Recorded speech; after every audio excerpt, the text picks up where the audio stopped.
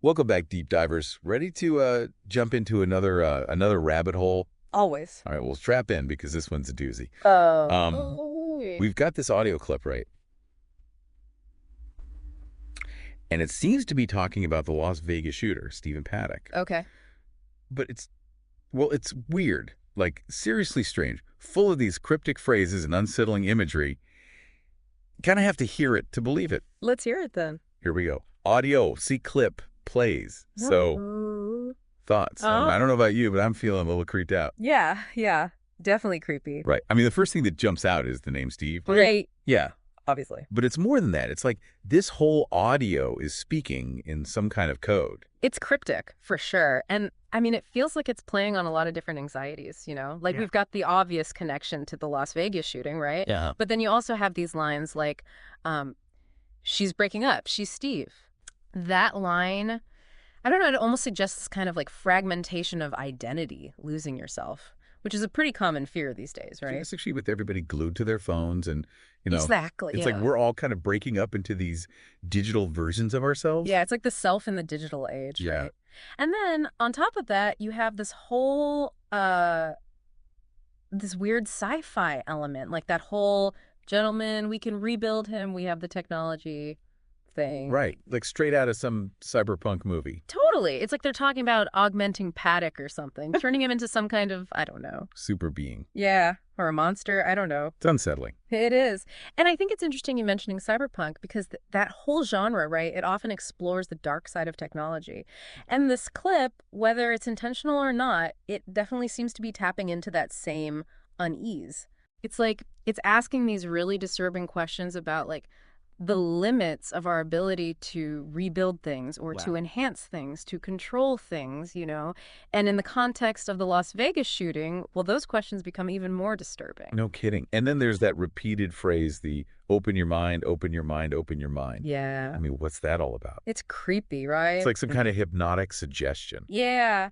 I mean, it makes me think about the language used in some corners of the internet, like in certain online communities, especially those that are really into conspiracy theories, you know? Oh, yeah. It's like this whole idea of rejecting mainstream narratives and embracing alternative explanations. Right. Even if those explanations are, Out there. yeah. Way out there. It's like a call for radical open-mindedness, which, I mean, that can be a good thing in some ways, but it can also be incredibly dangerous. Absolutely. I mean, you just have to look at, some of the QAnon stuff and Exactly. it's like, open your mind, but don't open it too much. Yeah. Yeah. And then there's the ending of this thing, which is maybe the weirdest part of all. Oh, yeah. I'm fine. Oh, I'm father. Father, the sleeper has awakened. Yeah, like what in the world does that even mean? Who is Father, and what does it mean that the sleeper has awakened? Well, the sleeper has awakened thing is a pretty common trope, especially in stories about like hidden powers or secret societies. It often signifies this kind of like a shift in power, the Right. emergence of some hidden force that's going to disrupt things, disrupt the status quo. Like a secret society taking over or something? Yeah, exactly. It's like a threat, but, it's veiled in all this mystery. It's all very cloak and dagger, isn't it? Very much so, yeah. So what are we dealing with here? Is this thing a piece of a movie? Or a TV show, maybe? Possibly. Or is it a recording of, I don't know, some real conversation? Could be. Some kind of coded message for, who knows who? It's hard to say. I mean, it could be any one of those things, or it could be something else entirely. Yeah. I guess that's the problem with these deep dives, right? That's true. More questions than answers. Well, for me, what I find really interesting about this clip is how it taps into our fascination with the unexplained. Yeah. Even though it doesn't give us any clear answers, right? Right. But it plays on our desire to find patterns, to make sense of things, even when there might not be any sense to be made. I think you're right. It's like we're wired to look for explanations, even if those explanations end up leading us down some pretty strange paths. Exactly. And I think that's why this clip, even without clear answers, is so unsettling. Yeah. Because it makes us think about not just the Las Vegas shooting, but also, bigger issues like the nature of violence or the power of belief or the potential of technology to be used in some really dark ways. That's a good point. It's like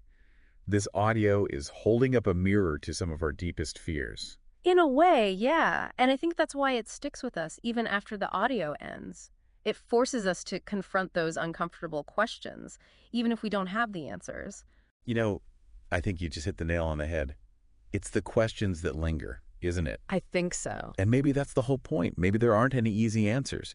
Maybe it's up to us to wrestle with these questions and see what we come up with. Maybe so. So, what do you think? What do I think? Yeah, what are your thoughts on all of this? I mean, I think it's a fascinating mystery, and I'd love to hear what our listeners make of it all. Yeah, let's get a conversation going. What stands out to you? What theories do you have? Hit us up on the usual channels and let us know what you think. This is a mystery that might just need all of us to crack. I think you're right.